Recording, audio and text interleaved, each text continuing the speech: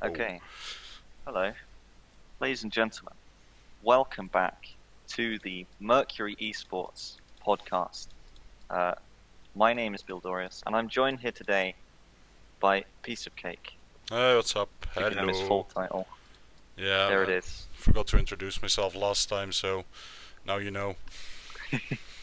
So, talked about the meta last week, and it was a grand old time. You know, good stuff. But this week, we're not.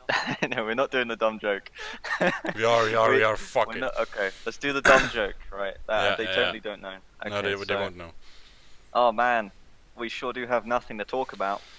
Oh, well, Bildorious, could you possibly tell me about Dallas Fuel, maybe? Well, Dallas Fuel, as we know it, began in 2016.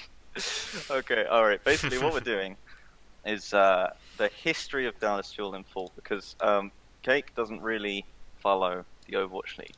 No. I'm trying to get into it, but... Yeah, I thought I'd educate him. So I spent, what was it, like 7 hours? Pretty much. Documenting the entire history of the Dallas Fuel. Forward, this would have gone a lot quicker if I didn't have to watch the same Xbox controller advert over and over again. Every single VOD on Overwatch League's website has the same advert for the same controller over and over again. Do you have this uncontrollable urge to buy a controller now? I already have one. Literally been brainwashed. Okay. Okay, without further diddling, or ado, as they say. Welcome to the prologue. Envious, which the team existed before Dallas Fuel, and this is around 2016. They started. They had an NA roster before, but they got invited to the biggest tournament in the world, which was hosted in Korea. That was Apex Season 1, and they started with Tailspin, who was arguably one of the best players in the world at the time. He played Tracer as well, and a lot of Mei. Huge. Taimu, best Widow in the world at the time, great McCree player. Played Roadhog because none of his tanks could, like if they were running 2 tanks. They had Coco, who's the most defensive Reinhardt player you'll ever see. He also played Xayah as well. He didn't really play Winston back then. They had Harry Hook, who played Lucio, and then would occasionally flex onto the Soldier and McCree. And then Chips Hagen? I don't know. I actually don't know. He played Diana when she was super OP, and he also played Sombra as well when she was used as support. And I think he also hopped on Mercy for Tailspin and things like that. Oh yeah, also INTERNETHULK. We should go over this. He was like a super flex player, and he was like really positive, and everyone loved him. So he actually died before Overwatch League. That feels bad. The circumstances of his death aren't known. Oh, he actually died. What? Okay. Yeah. Crazy. He died, and they have an award for him every year called the Dennis Havelka Award, which is for positivity in the community. That's really cool, honestly. Yeah. I didn't know that. Yeah. So back in the day, he was like, he played pretty much anything, except for D.va. Yeah. Because I didn't recognize his name at all, but that makes sense now. That's crazy. I didn't know. Okay. You recognize the others then? Yeah, I do recognize the names, and of the Taimu, of course, because he's a streamer. Yeah. Harry Hook. No, not Tailspin. I don't think. Can you do like a Taimu or Harry Hook laugh? No. No. Yeah, actually, it's been so long. I don't like watching their streams, to be honest, but I love their laughs. They're so great. I used to watch Taimu a lot, but it's been so long, man. Yeah, he doesn't stream so much anymore. He's probably streaming a bit now because it's off season. Yeah. But yeah, like back in the day, like most people would stream and be a professional, but now it's like super rigid. Yeah, back in the day, people used to do that a lot. So their practice was just basically their stream. Yeah.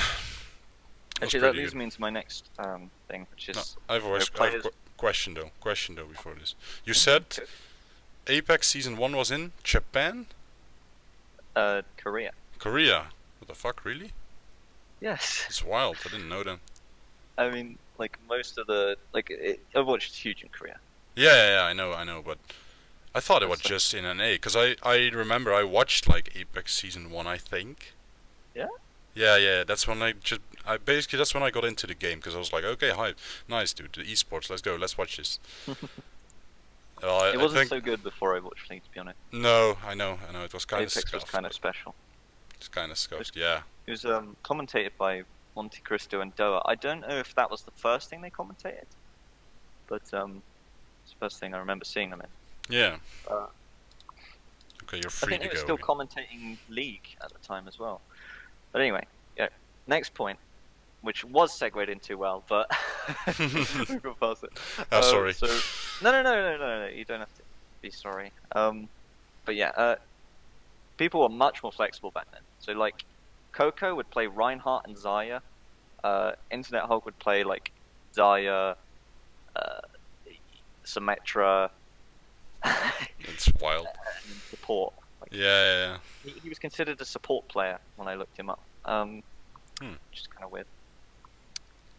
So back in the group stages of Apex Season 1, it was the Beyblade meta and Envious. They came second in their group stage to Lunatic High. Do you know Lunatic High? I've heard of them, but I don't know anything about them. They're like to be honest. Ruja Hong, Toby, Miro, Esther. Oh yeah. Oh, and for people that don't know, Beyblade meta was the Reaper ult meta, and it was like OP's fuck. Nano as well. Nano right? would give speed Yeah. boosts. Oh yeah, that was crazy. Go into the back line, do a little spin, and then everyone died. yeah. That was really good. So then, just before playoffs, because there was a big break between group stage and playoffs. I lost the word for group stage then. Tailspin left Envious to pursue. This is a quote: to pursue opportunities outside of esports. But it was sort of a turn. Most people speculated that it was internal strife. That's like So, weird. It's like yeah. I'm gonna do stuff outside of esports, and especially like at this time. I mean, I don't know, crazy. And then they got Mickey in as a temporary player after he popped off at World Cup on D.va. Yeah. He was like basically he was a very very early off tank because there weren't off tanks as we know it back then. Like kind of nowadays we have flex players and then D.va one tricks. That's kind of what we have. But back then it was just like all flex players, and Mickey was. Yeah. He started maining D.va just as she became relevant, like the Defense Matrix patch, which is actually the same patch as Anna coming in, was about 4 months before this Apex tournament. So he came in. Mickey is known for being super positive. Plays the off tanks. He does a bit of flex as well. He can play the Roadhog and the Zarya. He's not amazing at those. Like D.va was definitely his early mate. Yeah, I feel like his D.va was like well known. Like he popped off on D.va. That's something I do remember. Past him. Yeah, pretty much. Wasn't he like shot calling for a bit? No, right? I don't know. I think their shot caller has always been timing. No, I thought he stopped shot. No, I don't know. Whatever.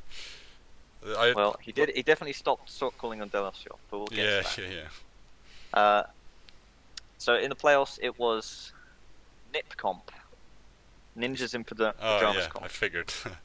Which was no, it's just a nipple comp. It was Reinhardt, Zarya, and Roadhog with Anna, Lucio, and Soldier. That was like the perfect comp for Envious at the time, because you had Coco, who would just like peel for his team. You have Taimu, who's like insane at Hog because he's had to play it since his tanks can't play it. Yeah. And then you had they actually only had one DPS player, which was Taimu at the time. So Harry Hook would play the Soldier because Taimu couldn't. He didn't play Soldier. And then you had Chips. Yeah, no. But he played Widow, right? Yeah. So I feel like if you play Widow, you can play Soldier, right? I mean. But he was a really good Hog as well. Yeah. Okay. it kind of just worked out perfectly. Yeah. Harry Hook was pretty good at Soldier. Timey was really good at Hog. Mickey was great at D.va. Coco, he was good at Ryan at the time, but like, it's definitely a very much outdated style of play. Yeah. Often if you look back on these kind of times, it's really outdated. You just see things that are like, Why? That's not a thing. Why are you doing this? But this is so early in Overwatch. I mean, it's Apex Season 1, which is like very, very 2016, right? So yeah. Okay, it was that's crazy actually. Thinking about September, I think. It's crazy to think about that this game has been out for that long. 4 years. 4 years since it was announced. So they did the playoffs.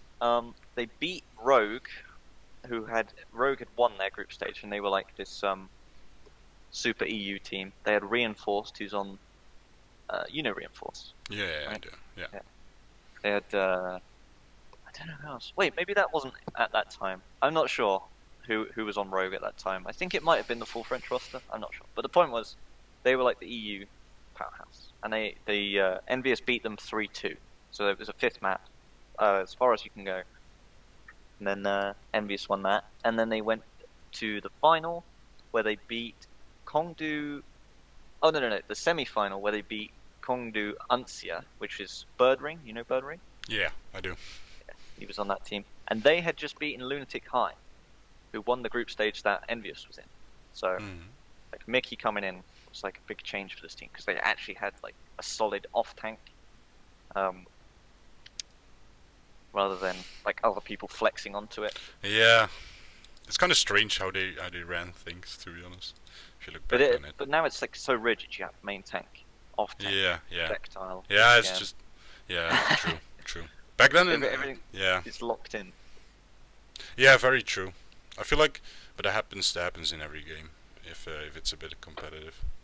Well, because people figure it out. Yeah, people figure it out. If you went back to 2016. And said, I am a flex support player, you'd pop. Yeah, you'd absolutely pop off. Imagine, that would be so much fun as well. Yeah, if you went back in time to like the launch of the game, and then you're just dominating all the people. Yeah, wild. Like, I'm gonna play in the league, dude. Try and stop me. The reason I'm talking about Apex Season 1, this is basically where Envious got their legend from. This is what they're known for. They 4-0'd Afrika Freaks Blue, which is Arhan's team. Do you know Arhan? No, not really. Okay. Well, I mean, he's not that famous, but he's kind of the most famous name on that team. As far as I can remember. And so basically, they beat the Koreans on their home turf. That's what they're known for. Yeah. So this is like, you mean, Koreans are like famous for beating everyone. Yeah, pretty much. And they outdid them. First time ever. Okay. Nice. They took the fight to them. So they are the Cloud9 of Overwatch. Oh, Cloud9 did that in. Cloud9 is in Overwatch. I know. But these are this is the Cloud9 of Overwatch. First time. And what other esport? Counter-Strike. In CS:GO, yeah. In Counter-Strike, Cloud9 beat like. Oh no, they beat EU for the first time ever. Oh yeah, because like NA is really bad at Counter-Strike, right? Yeah, for some reason they I don't know. It just happens to be that every EU team is really good. Because it's the best place on earth. It is. It's true. Best region in Overwatch. Hire more EU players. We'll accept NA players as well. So just, I mean, I don't want to be like, I don't know, you get me. You feel me? Okay. I don't know. No, that's fine. No, I'm not. So basically, 2017, late 2016, they win Apex Season 1. In 2017, they won MLG Vegas, where they beat FaZe Clan, which had Shadowburn and Carpe on it. Yeah. Back to Fiction. Just some names you might have heard us. And then after that, Kai joined the team as a coach. He was formerly a D.va player. I can't remember which team. I think it might have been Envious. I'm not sure though. He's sort of like the kind of coach that works well with players. He's like a micro coach, I think. That's what I've heard anyway. Like yeah. He does one-on-ones. Yeah, he can help you with your gameplay, but not really the big picture. pretty much. So then after that, Effect joined the team from Metabellum. Well, no. He was on Metabellum and he was a starter. Then he went to Meta Athena, where he was a sub. And then he joined Envious as a sub, along with another player called Louis or something, but he didn't really play at all. And he basically, I don't know what his reputation was at the time. I couldn't find out. I tried my best, but you know, when he joined Overwatch League, he basically had this reputation as the hard carry. He's one of the best tracers in the world. Yeah, I saw something about that as well. Yeah, you had like these montages where he just popped or clutched or whatever. At the start of Overwatch League, you could have made an argument that Effect was the best tracer in the world. I don't know how solid that argument would be. Yeah. I think at the time the other ones were like Munchkin and Bunny, who weren't that good. Like the really good tracers like Sabiolby and Striker, they sort of came along a bit. Like they came along later. But Yeah. back in 2016, you could have said that Effect was probably the best. 2017, sorry. And he's also famous for having this super rigorous warm-up routine where he does like half an hour of OS or something and then an hour of quick play or something. Yeah, that's right. Because but I tried that as well when there was like this video on it, and I was like, okay, OS, hours in an aim simulator. Yeah, but that I used to do that as well. That's all whatever. But then I never played OSU in my life. I just downloaded that shit and I just couldn't do it. I couldn't do it. Aim practice, to be honest. If you have the same sense, it's going. I can see why it's good. It's big circles. It's different. It's not. It doesn't even work same on your brain. I don't know. Maybe I don't know. Yeah. So Effect joins the team, and then they do NA season Overwatch Contenders NA Season 1, which is like a prelude to the league, Overwatch right? League. Yeah. So this is 2017. There was a big group stage. Everyone played each other in this. Envious won that without losing a single game. So they won that, and then I think it was dive meta at the time, but there was still some nip comp, still some triple tank. Yeah. But this is like early dive, Zen Lucio dive. But I think they weren't really they were still the best, but I think they preferred not to play dive.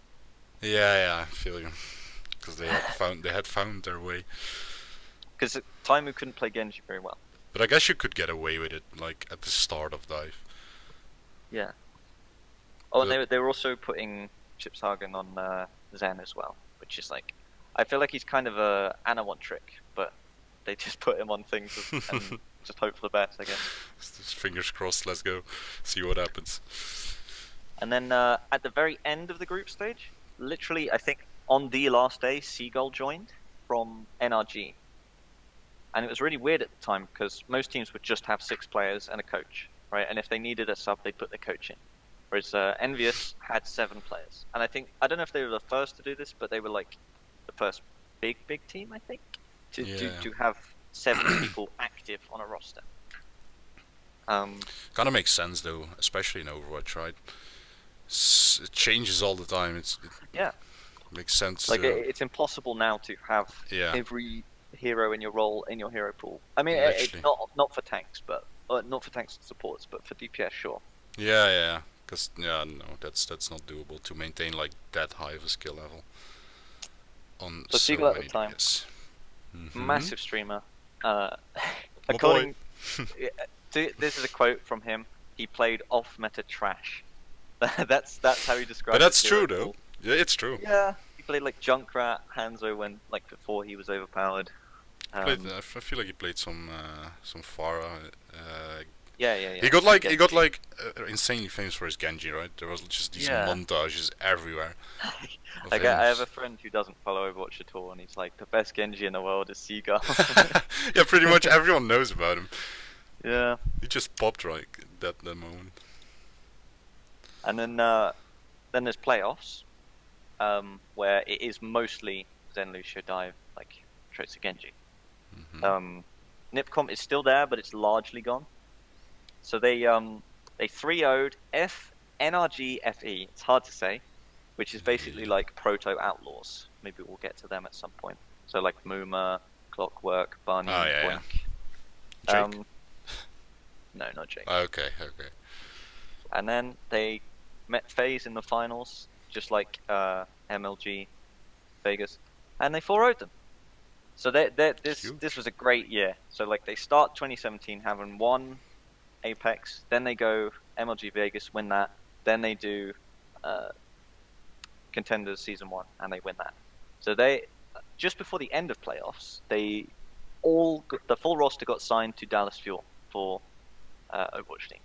Mm-hmm. Prologue complete. Oh God. Chapter 1, I've titled this Great Expectations. Because there were great expectations for this team. People assumed that this roster would be the best Western, potentially the best team in the world. I remember that, yeah, everyone's so hyped. It's wild. So, Custer and XQC come over from Arc 6. Custer's like known to be this really nice guy. I think he was a Zen player before Overwatch League. Look, it took 7 hours. I didn't have time to research it. It's fine, dude. It's fine. Just make something up. No, I'm not gonna make something up. But yeah, I think he was formerly a Zen player. I'm not sure on that though. And he was known for being like a nice guy. And then XQC, he was still a big streamer at the time. This is before he got super famous, but he was still a very, very big streamer. I remember. Yeah. So it was basically like they got XQC. He was going to come play the Winston, and then they were going to have Coco playing the Reinhardt, because there's still the main tank off tank thing that's not solidified yet. Yeah. The league really galvanized it, and I'm going to use that word without properly knowing the definition. That's perfect. I don't have a clue what it means. Literally. It hardened into a hard method, but that was something that Overwatch League did. Okay. Like before that, it was suspected, but not really there. Yeah, exactly. Oh yeah, also XQC was the MVP in the 2017 World Cup. Yeah, I heard. I don't know where. I think I like the history of XQC or something. I don't know. And I think Tim the Tatman said on his stream, well, he says like life is not always about winning. Life is about memes, and XQC knows how to meme because it's a fan voted trophy. Oh yeah, of course. Yeah. Oh, that makes sense. Okay, yeah, that makes a lot of sense actually. So then, December 2017, Overwatch League preseason. Dallas plays Houston, who are like supposed to be set up as their big rival, and they win 3-2. And then they play Mayhem, it's like a trash team. They have Tavik on them, Logix, Swoosh. You know these names? Logix is kind of good, right? Or no? Yeah, but the team was Yeah. Okay. Yeah. kind of bad. So they beat them 3-1. And then stage 1 begins. They are the fan favorite. Everyone loves this team. I remember this, dude. This is scuffed. This is the expectations. Yeah. Like everyone's got the top of. They're near the top of the power rankings. And then they do their first game on the 11th of January. Every team, every stage would play every other team bar one team, so excluding one. This was Mercy Dive Meta. Yeah. We're going to go through the games here. Seoul beats them 2-1 with XQC starting. Dallas, they had a good performance on Junkertown, but I think that was like with Mickey playing Orisa, and then they had all three of their DPS players, so Seagull, Taimu, and Effect, all in at the same time. And they really struggled on the dive maps. They had Chipshagen and Harry Hook starting. They weren't using Custer yet. Next match, Valiant versus Fuel. Valiant 3-0's the Fuel. But it wasn't that much of a stomp. Like, they had a draw. They had a map that was... I think the control went to... the control map went to the third map. The third round, rather. And... yeah. I feel like so it was a closer game than... There was a lot of hope still here at this point. Yeah. Yeah, there was so much. Fucking, we got this. They were also going. We can do it, guys. XQC and Coco got equal playtime. Okay. XQC lost both maps he played. Mm-hmm. and Coco played one. Oh no! Sorry, XQC played 2 maps, lost both, and then Coco played 1 map where he drew. I feel like XQC had a really rough start in Dallas Fuel. Yeah. Because he's a great player, at least. He was so much better than Coco. Yeah, I know. At the time, he was really good. You look at Coco playing Reinhardt in Apex. You see him quite regularly, like, drop back to just shield Taimu and things like that. He's so defensive. And he often, like, solo shatters people just to guarantee a kill. He does not go for big plays. He's not an aggressive player at all. No, but that's I don't think that can be a good thing, but not like all the way. If you're such a safe player, it's like high risk, high reward. That's just how it is. Yeah. Overwatch League, they had and NYXL was considered a defensive team, but they're like so much more aggressive than Coco. Yeah. Coco would just play. He was just a tank rather than like what Overwatch tanks have become, which is sort of, yeah, we're blocking damage, we're the front line, but also, you know, we're going to smack you if you come near me. Rather than just like, alright, I'm soaking the damage. Alright, I have a shield. Don't Which worry. is like, kind of a MOBA tank, right? Yeah, pretty much Orisa. Like, just standing in the way. Before. Oh, Arisa can smack people, though. Yeah, but you now... fuck someone right. Yeah. True. Yeah. They lose to Valiant. I think that's the game where Soon C9 them. That's like a famous thing. That's like one of the earlier ones, where like intentional backcapping was a thing. When that still happened, because that's just out of the picture now. Yeah, well, not always. No, that's true. Which map? What's this? Ah yes. So they had Custer and Harry Hook. They tried those 2 together. I think they had Custer on Mercy and Harry Hook on Zen. And then they had Chipshagen and Harry Hook in again for another 2 maps. And then they played Houston. And in the promotional material, the stuff they showed before the game, they had XQC saying, in the preseason, we beat them 3-2. I don't know how we let it get that close. And then they got 4-0'd. Oh, dude, that's so rough. They had such a bad time. Starting on all 4 maps. Yeah. And Coco's I don't. How did they not see that?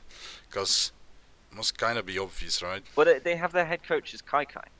He's not a strategist at all. No. But if you look at the gameplay, it's so obvious most of the time. If your tank, well, I feel like, if I'm in a game and my tank doesn't take space, you just know. Well, maybe things were less clear back then. Yeah, I guess it was all like more of. But I also feel like Kaiko is also the guy who didn't notice that. No, he was happy with Taimu's performance on Winston. And if you look at that, it is a disaster. Yeah. Like, he misses his leap so often. He overshoots it, like, basically every single time. I'd imagine, because... Imagine being forced into a role that you don't want to play. So you practice it a little, but you just get annoyed, you switch, right? Like, that's what I would do. I'm like, fuck off, I'm not gonna practice this. It seemed like he basically hadn't practiced it at all. No, yeah, but that's... Yeah. But we're getting ahead of ourselves. Oh, yeah, okay, I'm sorry. Let's not... Okay. So yeah, Coco starting on all 4 maps. Houston 4-0s them. Now, Houston's main tank, Muma, used to queue with XQC. Muma would play Zaya, XQC would play Reinhardt. And they used to queue together in ranked. And then Muma, in the post-match interview, says, as to quote a good friend of mine, I don't know, I'll just say it. You can rolled and smoked my doggies. And XQC got really mad that he was being taunted when he didn't even play. So then he makes... Well, we know what he said. Just Google it. Everyone knows what he said. Everyone knows what happened here. Yeah, so literally. XQC got banned for 4 games for this. And it wasn't just like an isolated incident. He did have a reputation for like being toxic. He got banned on the ladder, I think, twice before Overwatch League. That's a guess. The guy just speaks before he thinks, but he's always been like that. He's always gonna be like. But the thing is, he learns from his mistakes and then makes a completely different one. Yeah. Well, not a completely different one. No, it's like yeah, it's just kind of different. So it's like, I don't know, but I get that though, because he's just so like hyper. That's. Well, I feel like he never meant something mean with this. He's just like, I don't know, he's just memeing on stream. It's never a bad intention, I don't think. Well, the thing is, he's practicing 10 hours a day, and then he streams for like 5. Yeah, I imagine. It's not good. Not a good No, that is not good. But I feel like the way people who learn from their mistakes properly apply it to other situations, and I don't think XQC really applied what he learned from this to another situation. Like, he was genuinely sorry for what he did, and he didn't mean it at all. No, he didn't mean it. And Muma must have known that as well, because if they played together before, I mean, come on. So I don't think... I don't think they were very close, though. I think they just queued together. Yeah, but I don't think personally they did like a personal problem. But I don't know. I feel like XQC I think there was just... some back and forth, though. Like, yeah. I've seen that as well. Guys on the bench or whatever. And but I think XQC realized I'm pretty sure. Have you seen the Twitch clip? I'm pretty sure he realized the sec he said. Yeah. So he must know that's like, oh, I shouldn't say that, but when it's out, it's out. Get away with it. I don't know. I feel like he just speaks so fast. His thought is like mind can't keep up with him. His brains are just behind. He's just screaming stuff, dude. I do think he's more mature now. He's learned a lot. Yeah, for sure. But I think if he rejoined the league, which I don't think he should do or would do. I don't think he would. I feel like they'd still have him. They'd get him kicked out for something. Yeah. He's not the kind of person you want in an Overwatch league. No, and Overwatch is kind of like hard on rules and making it as advertisement for friendly as possible. And I get that. I get that. Yeah, for sure. Gotta make money somehow. Yeah, try growing this without sponsors. Damn. So at the end of stage 1, they had a 3-7 record, which put them 10th out of 12. Only Shanghai and Florida were worse than them. Oof. They beat Shock. I think there was something going on with Shock at the time. Like they had an incident. I can't remember what it was. No, I'm trying to think. This is something I normally know. I don't have to research this, but gone. And then they beat Shanghai and weirdly LA Gladiators. LA Gladiators had a thing as well. I don't know what it was, but yeah, it was not good. Not good at all. No, Shanghai struggled for a really long time, right? Yeah. There were like memes at some point, just memes. Yeah. Oh my god. They went 0-40. You know this? Oh yeah, that's crazy, right? And they had their first win. I think it was 7 games into. No, it couldn't have been. No, but there was this meme. There was this. Fuck. Season 2. Still so it was a cracks me up. 45 loss streak. Yeah, but it still cracks me up. There was this meme like, you see this child calling to like child support, and then they're like, yeah, okay, he's being beaten at home, so okay, we have to place him to your own. No, they beat me as well. And then her uncle, no, they beat me as well. Okay, where do you want to go? The Shanghai Dragons. They've never beat anyone, and that just was like the funniest thing to me back then. I think they have like, if you count esports as a sport, they have the longest loss streak. I'm pretty sure they do. Yeah, I'm pretty sure they do. It's like 40 something, 43. 45. Crazy, right? Okay, let's get back to it. Okay, so basically, sum up stage 1. They tried a bunch of different support lines. They did get Custer on Zen, and he was able to target call for stage 2. They ended up stuck with Coco because Dallas Fuel extended XQC's ban to cover the full of stage 1. They had Taimu trying to in-game leader, but he was struggling on Widow, and he tweeted something like, "It sucks being a shadow of your former self," which is like, yikes. Yeah, that's a yikers. That's bad. That's bad mental form right there. Yeah, I feel like they all had a rough time. True. It must have been so hard. Yeah. Just imagine letting down so many fans. Or like, I don't know why they were so bad though. I understand the XQC thing, but I don't know why. I guess, but they did dive well at contenders. Yeah. They popped on dive, but I don't know what it was. Maybe. Mercy matter. Maybe just a bit of like it's a whole different thing, right? You should play it on stage. I don't know. But perhaps no, they played on stage before. Yeah, but I don't know. This was kind of big though. This is when Overwatch really started, so it kind of exploded, right? But I think they were kind of the perfect mix before Overwatch League, and then suddenly they weren't anymore. Yeah, probably. The game changed around them. And also, if you get into this losing streak, your mentality goes down. Everyone's just fucked. Effect was like he was really frustrated that he couldn't carry hard enough, and basically stage 2. I think in the interviews he was saying like, "I'm going to carry even harder," which is like, again, not really, dude. No. No. Please. So then stage 2 arrived, and Dallas Fuel realized that they needed an in-game leader who wasn't on DPS, and they wanted. They sort of also realized that Coco was a disaster on wins.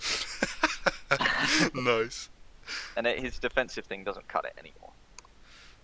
So there's only 2 candidates for an IGL on Dallas Fuel at this point, and that's Taimu and Custer. Taimu's like the no-nonsense guy. Tells you to do it, you do it, or you get smacked. Custer's like the super nice guy. I think maybe Taimu thought that maybe he could turn himself into a tank. Like he felt that, or maybe he felt that it was to remain a professional player, he had to transition to tank because his aim was fading. Yeah. So yeah, he started to play Winston, so he could shot fall better. That was just for the first game, because that was actually, I don't know what happened the first game. They didn't want to play XQC for the first game. Maybe he wasn't scrimming with the team. Maybe that was how long his ban lasted. I feel like there was some bad blood as well back then, because I feel like when his ban was over, he just said something on stream again or something, and then it was just, okay, you're not playing, so okay. Yeah. Something I like don't that. think he got on with Kai. No. Kai didn't. Yeah. True. Mm. Yeah, I remember. So actually, in the I think it was in the interim, like the time between stages, that they got it was. They got AKM, who was second best soldier player in the world after Defran. Fight me. He's known for his rockets. Like he's I think IDQD said something like Defran is the best soldier in the world. AKM has better rockets. Like that. And he's also very good at Pharah, which is kind of weird, like rocket heroes. he flexed onto the D.Va when he was on Rogue, because they actually had 3 DPS players rather than an off tank. Again, that's that. Didn't he play D.Va as well here? Did he just not? No, I don't think he's played D.Va on Dallas Fuel. In Dive? No, I mean in Brick? No. Okay, I'm sorry. Only on Rogue. Okay, I'm sorry. Don't beat me. Done right. Apologize. Sorry, boss. Sorry, chief. They also got Rascal from London Spitfire. He wasn't really fitting on London Spitfire, as I understand, and he's sort of like, again, off meta trash, but he was a bit better than Seagull. And I think from this point, Seagull and Coco are benched. Yeah. Like they don't get playtime. That's rough, dude. And actually, I think at the time, people were like, why isn't Coco playing when you have a tank on your bench? Why are you playing Timing? Yeah. But they didn't realize how bad things had gone. So, first game, Dallas actually looks much better. AKM pops off on Soldier. He absolutely dominates, but it is against Shanghai. So okay. Rascal appeared in the last map. He was really good on his first game. And then Kaiko's like, yeah, we're really happy with the team's performance. Then their second game, also great. They dominated the Gladiators. Gladiators had just got Fisher, who was one of the best main tanks in the world, if not the best at the time. And he popped off the game before. But HGC rolled up, smacked him in the face on Reinhardt, showed him who's boss. Like, they absolutely crushed that game. That was a magical game to watch. I remember it. It was great. The man plays 15 hours a day. Come on, you can't beat him. It's wild. And then next game, Seoul crushes Dallas again. But that's kind of... Seoul was considered a good team at the time. There's still hope. We can hold on. Come on. We got this. Come on, boys. And then we have this game. Valiant versus Dallas. I should say Valiant versus Fuel, or LA versus Dallas, but... It doesn't matter. People know what you mean. So they win that 2-1, and XQC says on his stream later that he's frustrated that his team doesn't have an identity. He wants them to be aggressive or defensive, and he wants to be aggressive. And he compared Mickey with Valiant's off-tank, which was Envy. And the way he described him, he called him an R word. He said he's just R. He just goes with fate. That's not an exact quote, that's a paraphrase, but What? there you go. Yeah, and he got in a bit of trouble for that, which we'll get onto later. That added up to a bigger punishment. Then Shock beat Dallas. Kai absolutely lost his mind and decided to put Taimu back in again. I don't know if this was because of a ban or like maybe because he hated XQC, or if he thought it was a good idea, then like he never deserved the job in the first place. In my opinion. But I don't think that he deserved the job at all.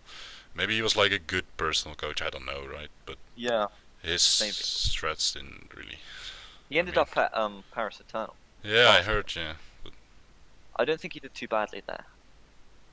yeah, the man must have like picked up something from this disaster. I mean, there were a lot of learning opportunities here. Yeah. True. Oh yeah. He actually gave no. XQC definitely wasn't banned because he got equal playtime with Taimu in this game. Shock versus Dallas. And they got rid of Custer because they didn't want two shot callers on the same team. They wanted Taimu to be the sole leader. Yeah. So that was a disastrous game. Then the next game, Dallas played Florida, second worst team in the league. Everyone knew this at the time. Just barely beating Shanghai. They lost 3-2, so it went close. XQC did not play at all in that game. Damn, dude. I think it was all Taimu. Actually, when Taimu was playing main tank, he was playing, and they were playing like Orisa Hog comps. He would play the Roadhog, and that's when they would do really well. Fuel. I'd imagine. There's more. So after this game, he says, Taimu on his stream calls someone an F word, the homophobic one. Oof. So he uses a homophobic slur on his stream, and he gets $1,000 fine. And then, damn. XQC. Tryhard7 in the chat. Oh, okay. Is this the moment it happened? Okay. That's when it happened. He put Tryhard7. I think this was no. He was using Tryhard7 as a greeting. Everyone knows this. Yeah. He happened to use it when Malik was on the screen. And I think the man is innocent, honestly. Yeah, I think he's innocent of that, but he was also he was trash talking the casters on Twitter, and he called Envy a R word as well. So they banned him for the remainder of stage 2, and then XQC was released from Dallas Fuel. Rip, dude. Rip in peace. Rip in peace. Best main, Western main tank. Yeah, Gone. for sure. Gone from the game. So yeah, that was a the big story rip of XQC with Dallas Fuel. There was just ongoing drama. It didn't stop. It didn't get better. It did not. It never like quite. It never. There was no time. Yeah, there were moments of hope, but I mean, there was never enough time in between the incidents to like think, okay, we're really, this is okay, nice, we got this, okay, he's staying. No, it was always like, oh, another one, fuck. And I think wait, I'll just read the next bit, and then after that I'll explain. Okay. Yeah, so, sure. Dallas played Boston. They lost that 2-1. Kai actually did something big brain here, and they turned Custer into a main support. So this is like when the roles are starting to harden. He needs to learn the Lucio, and he plays the Mercy. Yeah. Makes him a main support and a shot caller. He then immediately counteracts this big brain play by putting AKM on Genji, and continuing to field Chips Hagen. What? Do you know how long the AKM blade was? Yeah. Like 3 minutes. 3 minutes, 45 seconds. Oh, that was such a meme as well. And you only have 4 minutes. Yeah, that's wild, dude. You could have like 3-4 blades, I feel like. He basically did no damage. How fast can you charge a blade? Honestly, 40 seconds? Probably. I mean, technically, like 10 seconds. Yeah, okay, but I feel like. But realistically, around 2 minutes. No. Under 2 minutes. No, I think minute you 30. Can, if you focus on getting the ult, well, yeah, but that's not fair. I think you can get it in like a minute and a half, maybe. Well, when you're playing dive nowadays, you've got to worry about so much, and everything has to be so perfect. You have to execute it, and everything happens in 3 or 4 seconds. You either succeed or fail. So building ult is like, it takes course over 4 fights. Let's say. You can. Let's say if you're playing dive, you can do a lot of damage if you're not, and whilst you're not even in a fight, to be honest. Because Genji has a lot of mobility. It's same thing with Trace. You can always be doing damage. When I was a coach, though, we in Goats Meta, we'd run dive on Paris, and that would always be against a bunker comp. Yeah. So literally, you'd roll up, 3, 2, 1, drop in. 5 seconds later, oh, we've lost. Do the same thing again until you win, or until you get Dragon Blade, and then you win. Oh god, that's rough. That's what dive became like in. Yeah. Paris was such a scuffed map that you could still play dive. I don't know. There was no like upside to playing dive at all. Well, I didn't want them to play dive. It was just like we needed to practice this because it's important for coordination. And if there is a dive meta, we need to know that. But like in a tournament, I would have them run goats. Yeah, exactly. Okay, so after Boston, Philly 4-0's Dallas, and then this seems like a joke to me. Like an actual comedic writer wrote this. So Dallas signed Comboc's main tank OGE, and then he's immediately suspended for 4 games. I don't get that. After all they had, he immediately got suspended because he was an account booster, and the Koreans absolutely hate OG. Yeah. Like if you ask a Korean about OG now, they're just like, bro, don't even talk to me. I didn't know it was about account boosting. I do remember there was like someone that got like busted. I feel like a lot of players got busted with account boosting. Isn't like account boosting a crime in Korea now? Like I think so. Yeah, I think so. But also that's like where most of the people that buy it are.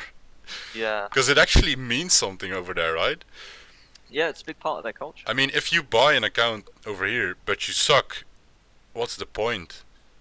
You cannot really. I don't see the appeal of buying an account and then just losing a load of games or getting flamed by pro players. I do see the appeal of buying a level 25 account, fresh, never played, because like the quick play grind is trash. But that still has MMR on it. Well, I guess, but I don't know. That's like a fresh start. It's just fun.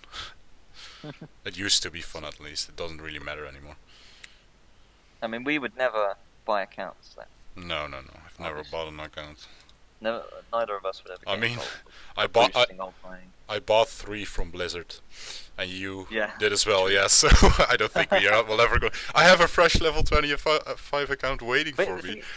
You buy accounts from Blizzard, and then they add roll queue, so it's like there's no point anymore. Yeah, there's literally no point anymore. Oh my god, kind of pissed me off.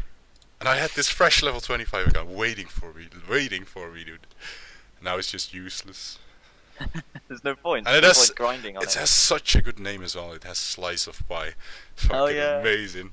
Unlucky, dude. Yeah, can't use it. Rip.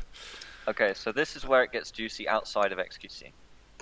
Kai starts fielding Rascal over AKM, and Seagull comes back playing off tank. Mickey gets moved to Winston, and Custer gets full control over the team as an IGL. So this is like this is the most stable we see of Dallas Fuel, I think, in maybe ever, but probably definitely for season 1. So then they go up against NYXL, who's the best team at the time. This is stage 2. So they are definitely on top of their form. Everyone knows who they are. They are the best. And then they go 3-2. It's a really, really close match. Damn. There's hope. Which is promising. And then they have a less promising loss to London, which is a 3-1. But London was still a very, very good team. Yeah. And actually, they finished the stage 2-8, which is technically worse than the first stage. But they ended up fixing a lot of the problems by the end of it. But there was still the thing like XUC was frustrated by the lack of identity of the team, and then when he was released, the team basically didn't have a main tank. Mm-hmm. Custer was performing better than the other two supports, Harry Hook and Chipsang. He on Zen, he actually had like this.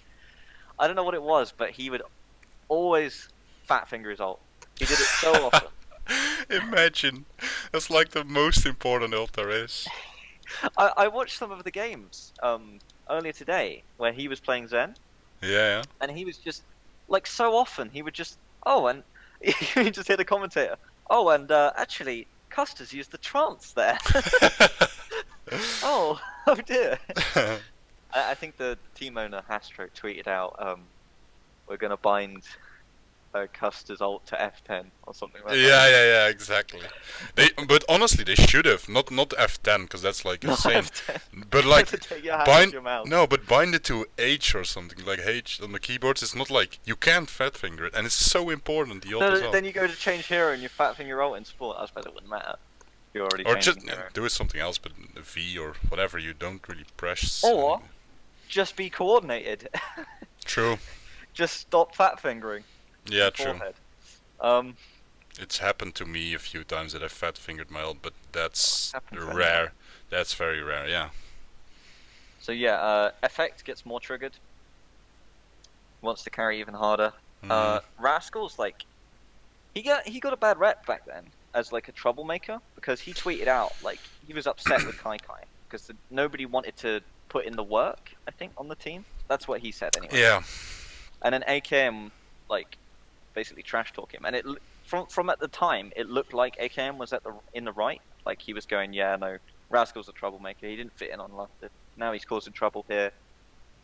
You know, but I think in retrospect, Rascal was probably right. Oh yeah, he came from London. Yeah, it's true. Because now he's on San Francisco Dock, and but in my opinion, he was right. Yeah, he is the best projectile player in the world, in my opinion. He was crazy good back then as well. I feel like. Yeah. I feel like. But he didn't pop off quite as much because he. But he doesn't speak English, right? Or does he? No, he does speak English. Oh, he does. He's got a very high-pitched, squeaky voice. Okay. If you hear him speak, you'll know him. But yeah, I think in retrospect, definitely. I'm not saying like AKM's a dick or anything, but I think he was probably on the wrong side of that argument. Mm-hmm. Chapter 2. Oh God. A new look. I should call it a new hope. So stage 2 left Dallas in a fragile yet good spot. Their tank woes seemed over. Mickey and Seagull seemed to look good together. OGE's ban was coming to an end soon, and they finally figured out that Custer was an excellent shot caller, and they had some pretty good DPS on their team. You know, they still had Rascal, Effect, Taimu, AKM. That's a good score at the time. For sure. So what they then decided to do was to trade away their shot caller. That's like the worst decision. I mean, that's something I don't understand, honestly. There's been a lot of decisions in the Dallas Fuel that I don't understand. Yeah. They actually tried to buy back Custer. They tried to trade back him. This season. Oh, but this off-season. Just imagine making that mistake, dude. Who's made that decision? I do actually think this actually worked out, though. That's the thing. That's the crazy thing. It worked out. So they traded him away for Unkoe, who was like this very, very mechanically skilled Zenyatta and Ana player. And he was a former teammate of Rogue. They were friends. Oh, and yeah. The rumors were, at the time, that he was very toxic on LA Valiant, which I think... I'm not sure if that's true. I don't think that's true. He doesn't seem very toxic. Maybe he was in the past, but he certainly wasn't on Dallas Fuel, and he definitely fit in very, very quickly. But that happens, though. Everyone has to like learn to play on a team. I mean, it's a whole different experience than just playing ranked. I mean, Effect didn't learn how to play on a team. No, but that's something you have to learn, or just otherwise you're just gone. Yeah. I mean, so they start off the stage. Classic Dallas Fuel, beating Shanghai It was 3-1. Rascal didn't get any playtime. What face? Yeah, they were running Effect and AKM. Rascal got no playtime. Oof, dude. I don't know if AKM was playing the Genji or they were just forcing Soldier. Unkoe had a good first game. He settled in well. He immediately fit in with the team. Then game 2, they play the Gladiators, lose that 3-1. Rascal's still not playing. What the fuck? I don't get this. This was still dive meta or not? Yeah. Still dive meta. Yeah, still sure. dive mercy meta with Mickey on main tank. Yeah, exactly. And then they play Sol, and this is where OG debuts. He played pretty well. They had Mickey on off tank still. And then they had Rascal back in as well. So they lost this 3-2. Rascal got his playtime. Like I think maybe Kaiko was like, oh, people are starting to notice, and we're losing games without him. Yikes! Yeah, I feel like put him in. I feel like at some point you realize you just have to play him sometime. Yeah. But that's always been scuffed in my opinion. I think if I had a time machine and I went back to Dallas Fuel, I feel like I could sort out what happened. Yeah. Same probably. But it's so difficult at the time. You got to give Kaiko the benefit of the doubt. No, of course it's really difficult. It's a hard job. It's a new game. Well, kind of new, still. So you're a coach. Yeah, I mean, it's rough. I think it was just him and one other coach. Yeah, I think it was just him for the start, and then they got another one. Well, that's what happened next. So they lost to Valiant, 2-1, and then Kai and Rascal were both removed from the org. They're gone. Yeah. So Rascal gets removed because he's disagreeing with Kai, and Kaiko gets removed because he's not good enough. Which is another weird decision. I don't know why they wouldn't keep... I suppose they believed he was toxic because they believed Kai. Yeah. They shuffle around the coaching staff. They have a temporary main coach, head coach. And then they bring in a guy called Vol'jin. Never heard of him. He's not that important. Yeah, he's you a coach. Don't have to remember him. Yeah. And then Seagull, they bought him again because obviously they got rid of Rascal. Mm-hmm. So their starting roster was OG, Mickey, Effect, Seagull, Unkoe, and Harry Hook. And then they did a game against Mayhem where Coco got equal playtime with OG, which is another yikes. I feel that's... What is this playtime? Like, fuck off. I mean, why are they not just focused on winning games? Instead, they're just trying to keep everyone happy. They think maybe Coco's better, or maybe they just feel like, what's the point? Well, but this is like done because it should be obvious which one is better. Yeah, especially in this case, it should be obvious. I feel like. But are they just being nice? Like, oh, yeah, sure, we'll give you like half of the playtime. It's like, I don't know. That's not something you can afford. Actually, I think I may have. Hold on. No, you haven't. Don't worry about it. Oh no, it's fine. Never mind.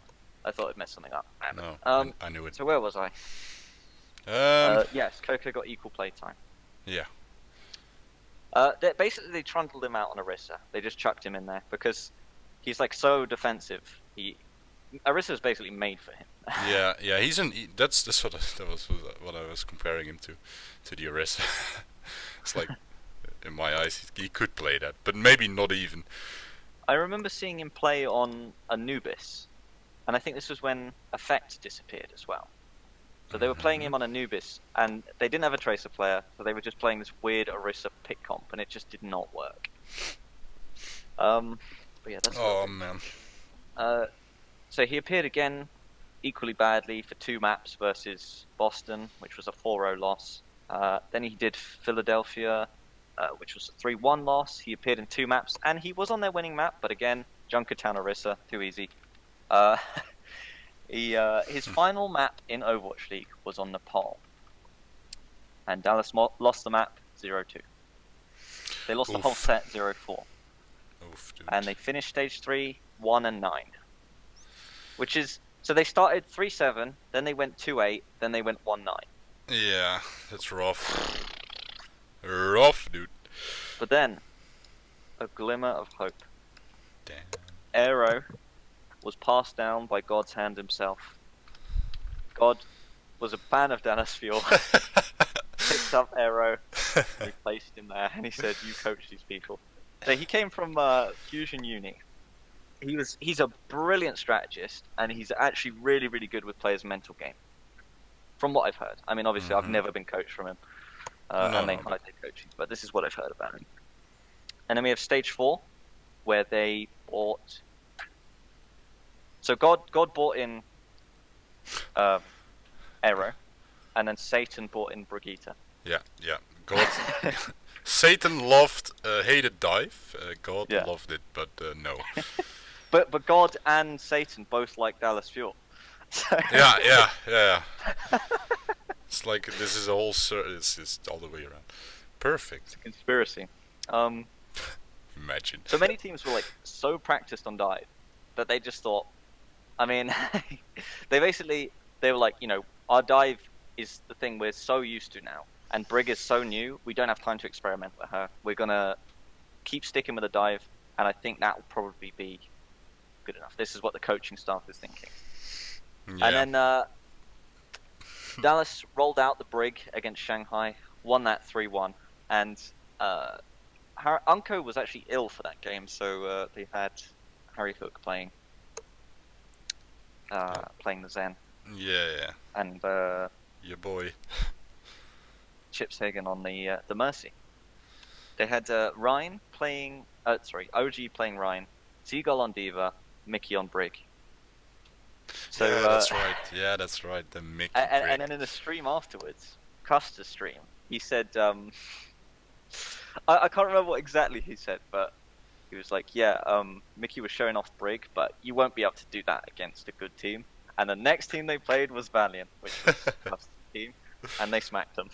Oh, hell yeah. Hell yeah. It was great. This is actually, I don't know if it was Valiant next, but it was certainly like shortly afterwards. I remember that, but I feel like he said it not on his stream, but like on some kind of interview or something. Maybe. I think it was a stream. I remember him saying something like that. He's from New Zealand or Australia, right? He's Australian. Yeah. I'm talking about the right guy because I just don't know anything. Good lad, Custer. But apparently I do. This was around the time that like AKM started to learn Widowmaker. Mm-hmm. I don't know if that was stage 3 or stage 4, but yeah, he started to get good at Widowmaker. And then stage 4, they had a brilliant stage because they had their composition was basically Rhine, D.va, Brig, Widow or McCree, and then Zen, Mercy. Yeah, exactly. And that fit them to a T because Mickey was like the early adopter of Brig. Mm-hmm. He absolutely popped off on Brig, and he showed the world how overpowered she was. Having a fudging 4-second stun, a 1-second stun on a 4-second cooldown that does 50 damage is insanity and goes through It's shield. wild. It's actually wild, but it broke the game, and they took so long to do something about it. It was wild. This was the end of my career as a player. Brig Same. ended my playing career. No, did it end my career? I think. No, we ended at the same time. Yeah. Hanzo Brig ended. I just remember being so frustrated in every single scrim. It was horrible. It was such a bad time. Just getting abused on Reinhardt. Yeah, this was a horrible time. It was really, really annoying when people were really coordinated quite well their stun shatter combos. We were not up to date on this as a team back then. We were far behind. I should have been calling it, but I wasn't. Yeah, we missed that meta. Yeah, we But our off-tank player loved Xayah, so that was good. Yeah, that's what I should have played. But well. So yeah, they ended that stage 6-4. Not bad. Yeah. And they made stage playoffs for the first time, where they were knocked out by the best team in the world, NYXL. On a close fist map. So it's up and down, it's sort of average, middle table. This meta was perfect for them, and then they kind of did decently. Yeah. It's looking up. That was the year. That was year 1 for them. Mickey received the Dennis Hawelka award for positivity at the end of the year.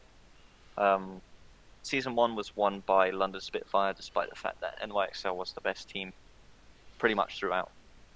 And it kind of became a meme that they were sandbagging for the end. And thus ends Chapter 2. Now, Chapter 3. Goats, glorious goats. Oh, goats. How much we love goats. Goats. Yeah, goats. Let's play goats. Everywhere. Always. Do you know they had, for like a halftime show, they brought a goat onto the stage? What a joke! There were like funny stuff with the goats. There's like people with goat masks on and stuff. I love the broadcasting team. Yeah. Amazing. Yeah, they are amazing. They make it like a really good show. I mean, that won't stop me skipping the halftime show. No, true. No matter how much I love them, I just tab out and watch something else. No, but if it's live, it's way better as well. So it's yeah. So yeah, Fuel. Oh, they learned a lot from their first year. They learned far more than they needed to. I think they should. Yeah. So the original Envious roster is kind of fading out. So they began the off season by adding coaches Jane and Tickety from Canada.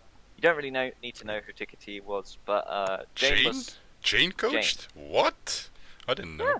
I didn't know this. No, I didn't. No. So he was like a famous Twitch streamer. That's obviously where you know him from. Yeah. I've seen. I know he coaches. Have coached a few teams, but I didn't know he did Dallas Fuel. He'd been helping out like contenders teams. Yeah. And then he got the contract on Dallas Fuel. Huge. Because he was good friends with Aero. Okay. Huge, man. Yeah. He must have been popping back then. Yeah, it was good stuff. It's because they, I don't know, they just have a fetish for signing streamers, I guess. Yeah. But that's always been like that. Yeah. So then Seagull retired to focus on streaming. Coco was moved to coaching, and Chipshagen was released. Okay. Then they made 3 signings. Closer from London Spitfire, who was really, really hyped. He's like well known for he's a super proven Korean main support, and he was on the winning roster last year. Well, not last year for us, but last year for them. Yeah, exactly. He was known for his Lucio and his ult tracking, all good for goats. Let's go ahead, man. You know, like he seems perfect for it. But he's Korean, so he didn't speak you have English. A Korean... Or did he? Well, not really. They kind of spouted this BS that they'd sort of made a code for him or something like that. Yeah, but I can imagine someone picking up like some basic words, you know, like if you hear like fall back enough times, you must know like okay, I'll move back. But there's always gonna be a struggle though. It's never like gonna be. Yeah. But you have to have either your main tank or your main support speaking the language of the team, I think. Yeah, for sure. You don't want to have a lead in communication on DPS. No, I agree. So, it's like if you look at the teams that do have mixed rosters and teams that have Koreans on communication role, like LA Gladiators, they had success. They had Fisher on main tank, and they had Big Goose on main support. So they had Big Goose as a primary communication role. I don't know if he did short call actually, but that worked for them. They also had Vishu translating. A lot of practice, I'd imagine. Like I feel like you get used to each other, of course. At some point, you almost like feel like what the other's gonna do, but it's always for main tank. It's easier though, isn't it? Yeah. You just gotta like call targets, and the names are the same in Korean. Line. You know. Nah. Yeah. Yeah, true. Yeah, they got closer. Really good player. We haven't actually seen the best of him yet, I think, from Dallas Fuel. He might pop off next year. They got RCK, who's like a super flex player to play off tank because they needed an upgrade over Mickey. He's really, really good at Sombra. RCK. He's a great D.va player. He can play pretty much anything. And then they got Zachary from Fusion Uni, which was Aero's old team. Yeah. who underperformed at the World Cup. Like, yeah, got dominated by UK. yeah, he Right. really got. Yep. That was the year that UK popped off. He knew Arrow, you say? Yeah. I feel like Arrow got him in, right? Like No, I don't much. think it was like a political thing. I feel like he trusted the player that he knew. I thought, yeah, sure thing, but like, that's like a huge mistake on Arrow's behalf. Yeah. Because you need to at least watch him for a bit before you just make a decision. Like, this is crazy, right? Yeah, it's kind of hard to tell though, especially when you're trialing people on Brig. You gotta realize that's what they were playing at the time, Brigitte. Yeah, of course, but still, I don't know. Zaku was kind of known for his Sombra before Overwatch League. Wasn't he a streamer as well? No. Okay, rip. So basically, the Fusion Uni had a sort of hard carry in Who Are You, and Zachary would just play Sombra. A lot of Sombra. So yeah, the roster for 2019, this year actually. Wow. How about that? Oof. So Aero was head coach, Coco was supposed to coach tanks, Vol'jin coaches DPS, and Jane coaches the supports. The roster is Timey. It's your boy Timey! Timey, yeah. Taimu, Mickey, Harry Hook, Effect, OGE, AKM, Unkoe, Closer, RCK, and Zachary. Big boys. Let's go. Interestement. So, Stage 1 brought the Goats meta with it. First time to Overwatch League. People didn't think Goats would be around this long, but it was. Oof. Many teams that looked really good in the past were looking a little bit in trouble. At the intended starting roster, Jane leaked this on his stream before, intentionally. It was supposed to be OGE, RCK, Effect, Zachary, Unkoe, and Closer. And it was kind of creepy, actually, because if you look at the interviews with Effect, he was saying things like, last year, I was trying my best to become the best player. Now I'm going to be the best teammate. It was like he'd been brainwashed. That's wild. Oh, I kind of remember that a little bit. I love my team. That's wild, right? Yeah, it was kind of weird. But maybe they just told him like, we can't have you on this team any longer if you're gonna be like this anymore. And then he's like, okay, fuck it. I don't think Arrow's that kind of coach. He doesn't really do ultimatums, I don't think. Well, you never know, right? Like turn around your mental game. Maybe literally the owner of fucking Dallas Fuel just came up to him. He's like, you gotta play as a team or you're out, dude. Well, the owner career's over. He's really nice as well. Which I is don't why know, they have but so many bad players still on their roster. Yeah, that's. Thank God I'm not nice in any kind of way. Oh God. I would be. Maybe I could be like a manager, just get people. This guy's really underperforming. Could you like talk to him? Yeah, he's gone. Don't worry about it. Yeah. I'll boot him out. Yeah, no, there's no worries. No, he's gone. Oh no, he's gone. He's gone. But yeah, there's no going back. Yeah. People still expected Effect to pop off though. Like yeah. Isaiah was well known before Overwatch League. But he came in. They played the Shock, who later went on to win the whole league, and then they got 4-0'd by Shock, and Effect looked kind of shaky on Isaiah. Like he wasn't playing too well. There was one point on Horizon where he like grabbed a pillar. Oh God. It was something like Closer speeded at the wrong time or something. Oh, I don't want to know what. Fuck, it's like crazy, right? You don't want to think about it. Yeah. Imagine that though. You get to the biggest stage in the world. Yeah. You're on edge. You're like, okay, if I don't pop off here, this is my career. And then you fudge and grab a wall. Oh my God. Honestly, I would be like kind of fucked if I like. You just get up and walk. Oh, dude, I just get up, walk away, first plane home. See you later. Thanks a lot. It's been fun. I'll go stream now. Just straight to the plane. Everyone knows me from the guy that grabbed the pillar, so I'll get a lot of views on Twitch. It's fine. See ya. I mean, mistakes are mistakes, so you can't personally. Yeah. But I do feel like he was on edge. Yeah, which is kind of wild if you think about it. I really don't want to think about it. It's like he'd had something removed from his brain. Like, you are not the carry. You are a teammate. Oh, Yeah. I'm failing in a teammate role. Well, I think you can probably convince someone that that it's more important to play as teammate, but I think Effect was going to go either way. I don't think it's Aero's fault that he went. no. No, Effect was gonna go either way. Yeah, I think so as well. So next game was Dynasty. Now Dynasty was super hyped because they'd made like tons and tons of upgrades. Well, 2 major ones to their roster, and they had Fisher. Fisher was a big name, and they had Jexa, who was like also a big name from contenders. Not as big as Fisher, but they were super overhyped. People didn't realize this, so this was like one of their first games, and everyone was like, "Okay, Dynasty is a team to look out for." They say that every year. They're going to say it next year as well. I guarantee you. Keep saying it. One day.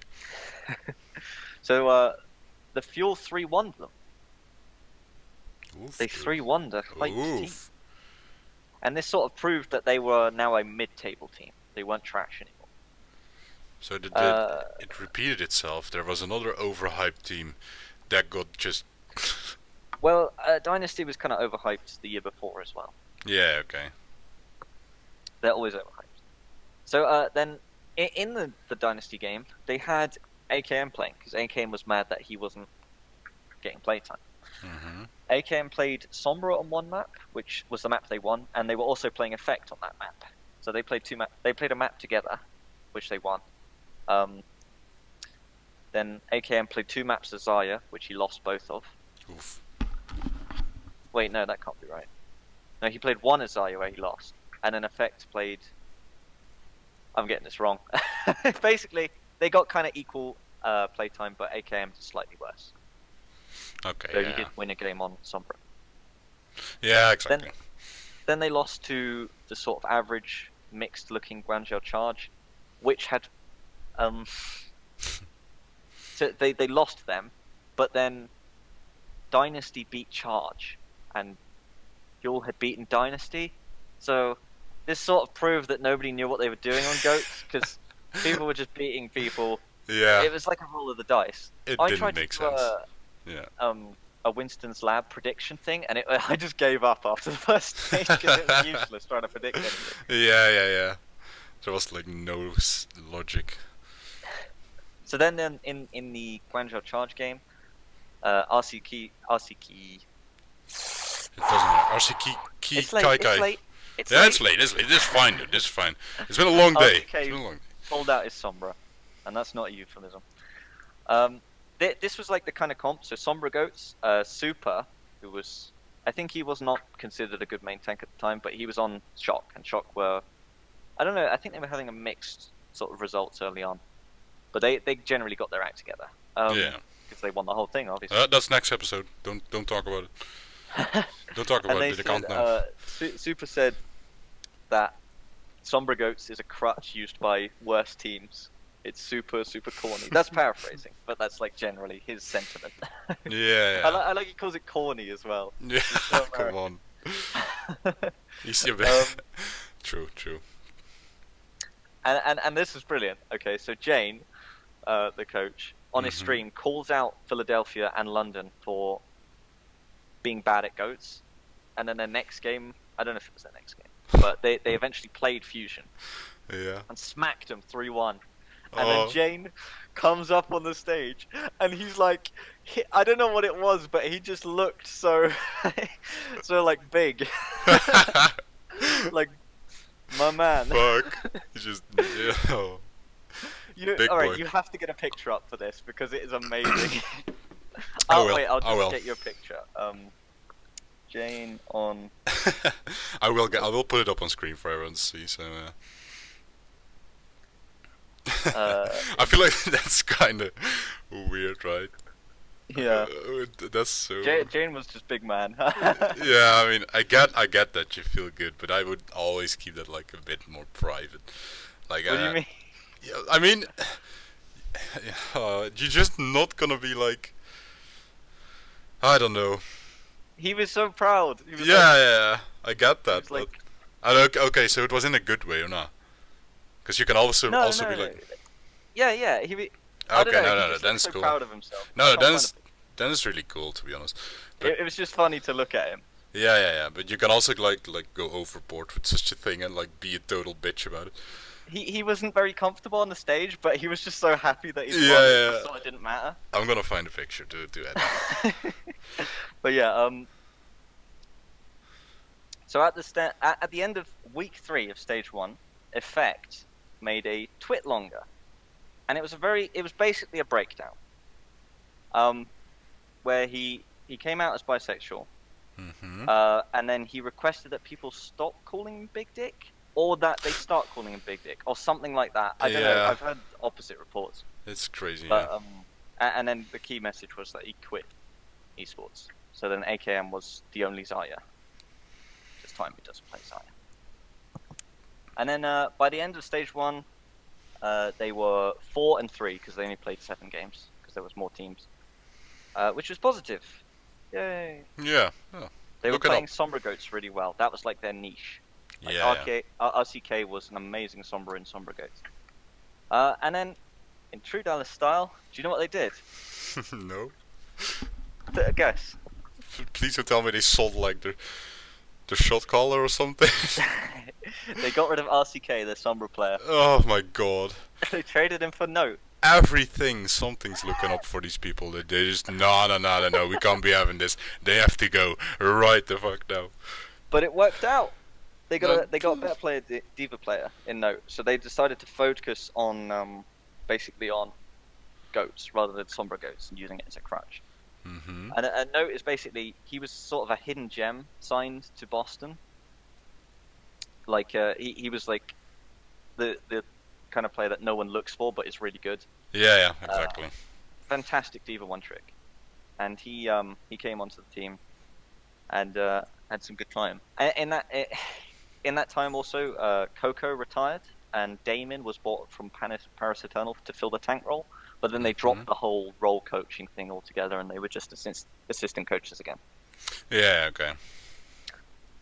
They actually popped on this stage. They went 5-2, which is a really good record, and they made their second ever playoffs. Damn. During this stage, actually, they had the first ever homestand at Dallas. Do you know what homestand? Is that like the like? So basically, it was hosted in. Yeah, I don't know where. I think Dallas. Dallas. Yeah. Normally it's hosted in LA. I remember that. I think pretty much all teams did that as well, right? Or not? No, just the first year it was. Last year it was Dallas, Atlanta, and Valiant, which is weird because they were already hosting it in LA. But there you go. Yeah, but I guess it's cool though. It's cool to see like a home and away game. Yeah, they won both the matches there. Poggers. They're crazy. And they went to playoffs and got knocked out by Vancouver, but they still had a good showing because Vancouver went to the finals of the playoffs and lost to Shock, I think, in stage 2, if my memory serves me correctly. So that was a good stage. Hooray! Oh yeah, let's go. Things are looking up. A new hope. Okay, now it's time for Chapter 4, Decline Number 2, Electric Boogaloo. Right, stage 3. Nice. So there was a big break between stages 2 and 3 where they had the All Stars tournament, which is like just messing about basically, where the casters all play each other. Yeah. It's a good time. And they promoted Trill, who's a main tank from their academy team. Mm-hmm. And he was a really good ball player, and he's sort of a decent sub main tank. Yeah. So maybe they were looking to run triple DPS or something like that, but I don't know. You can't really do that with Note. So then. The stage 3 meta started trending more and more towards Sombra Goats because people were starting to understand it more and practice it more. Even Shock were playing it, even though it's corny. Dallas, they weren't. They had Note, so Note can basically only play D.va, sometimes Zarya, and barely Hog. Yeah. He's a phenomenal D.va, but he's not a flexible player by any means. No. And I think they actually had him shot calling at this point. So there's like another thing. They had Note as their IGL on off tank, which is, I mean, third best option, I guess. Yeah, it's doable, but maybe fourth best option. Not ideal, dude. Better than having timing call. Yeah, sure thing. So they finished the stage 1-6. Oof. Oof. Oof. So towards the end, they started running Trill on main tank, who wasn't technically as good as OGE, but I mean, he's a better ball player. But they weren't playing ball; they were playing goats. Why then? I don't get it. So well, they started to play Sombra goats with Note on the Zarya. Note wasn't the best Zarya, but you know, they were all right when they were playing dive goats. So they'd have a Winston. So they'd have like Trill playing Winston, Note playing D.va, one of their DPS playing Sombra, Zachary on Brig, and then Lucius Zen. Yeah, okay. And then there was this one glorious game at the end of stage 3. I don't believe it. The most glimmering hope ever. I don't believe it. It was a perfect storm. Everything came together. Taimu was angry that he wasn't getting playtime, and he asked for playtime over AKM, and he got it in this game. Yeah. Unkoe was ill, so Unkoe wasn't playing. Harry Hook came in, and OG was also on a break. So we had Trill, Note, Taimu, Zachary, Harry Hook, and not Unkoe. Who have I forgotten? Closer, yes. So then Closer, Harry Hook's starting to play the flex support, which it turns out he's actually pretty good at, and he's starting to look a bit better than Unkoe. In my opinion, I think Harry Hook is actually a better flex support than Unkoe right now. He's still okay. I was From gonna what ask I've because he's still playing, but he is. Yeah. Yeah. Where does he play now then? Still Dallas? Still Dallas. Yeah. I figured. They went 3-2 in that game, by the way. They lost. Oof. Rip. Kinda rip. So then stage 4, Jane took a break from coaching, and Dallas went 0-7. 0-7. Thanks. It was a 2-2 meta. 2-2-2 meta. It was mostly Hog, Orisa. Yeah. Note wasn't so hot on the Hog. The Orisa wasn't really a problem. Taimu did decently, but I mean, it's a meta perfectly made for him because people were playing snipers and reapers and things like that. Yep. Taimu's perfect for that, but you know, he sort of just did decently. Yeah. I don't know. Maybe it's just like everything leading up to this point as well. It's been like they were fielding Mickey at the end, who hadn't played all year. Yeah. So basically, just to say thank you. But I think honestly they should have played him at the start of the stage because Mickey has a better Hog than Note, and that's what people were playing at the start. But I don't know. That's my opinion anyway. Is Mickey still signed to Dallas? He is. He got himself a big old contract, and they can't get him out of it. He's a madman, dude. That's wild. I mean, he's good for the brand. So. Yeah, sure thing. But does he do streaming at all? Not so much anymore. I don't think. Yeah, he did, right, at one point. Yeah. Yeah, he has streamed. I've seen him stream. Yeah, exactly. Sure. I can like vaguely remember some kind of stream I watched ever, but I don't know. Can't handle the guy. Can't handle him. No, I'm too happy, too positive. I'm like chilled and laid back, you know. I can't be having the fucking. I can't stand. Sorry. Nothing personal though. Fair enough. Not for everyone. Yeah. So that was their 2 years, and now I've got a little epilogue about this off season. So this off season, Aero was head coach for Team USA, and they won the World Cup. So that's nice for Dallas. Damn. And they've made some good signings. Decay, Gamsu, and Doha so far. Doha. Is he a coach? No, you're thinking of Doha. Oh, yeah. Yeah. I'm like kind of confused. So Decay is like, he was overhyped, but he's still very, very good, and he was on the Gladiators. Mm-hmm. He's kind of like a flex DPS with a focus on hit scan. I don't know how to describe him. He kind of plays everything. That's good, right? With varying degrees of success. And then they have Gamsu, who's like this. He's played on mixed rosters before. Well, a mixed roster. He played on Boston with Note, and I think he won the Dennis Havelka award last year. Oh, nice. That's good. And so he's being reunited with Note. Never heard of him. Well, he's pretty good. Technically, I think that the deal is like OG is a better main tank, but Gamsu is better for Dallas. Yeah, exactly. Also, Gamsu's better at ball. Because he played the triple DPS with Shanghai. That was like their signature thing. And then Doha, who's been playing in Element Mystic in Contenders, where he's been popping off on Sombra. Like I don't pay much attention to Contenders, but he's I think they're one of the few teams that plays Sombra, and they win. He's also pretty good at Doom and Reaper. So he's like perfect with this current meta. And he's like... So they've got 2 new DPS and a new main tank who's potentially going to fix the fuel. Oh, that's kind of looking good then. Yeah. Hope. There's hope, They should again. just rename it to the Dallas Hope. Yeah, literally. Honestly. It's wild, it's wild. They have been on one hell of a ride. Yeah, a long time. Yeah. So I do think that they'll pop off next year, I think. They've come a long way since Envious. I don't expect any more disasters, but you never know. Let's hope not. I don't know, maybe they're just cursed at this point. You don't know. Or maybe it's just such a meme that Overwatch is like, you guys can't win. Come on, bro. This is the meme. But next year they're going to be starting with like Gamsu, Note, Decay, and maybe AKM or Doa. Like Zachary and Taimu are not getting played at all. No, I feel like, and then, like Taimu's just a bit like name.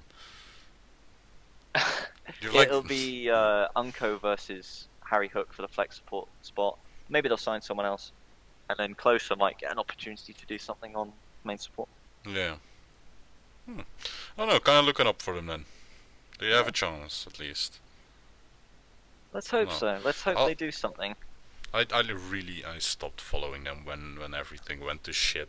I kind of was a Dallas fan. I feel like everyone was at that point. Everyone was like hyped for Dallas because they had like a few streamers. So many big names. Yeah, for sure.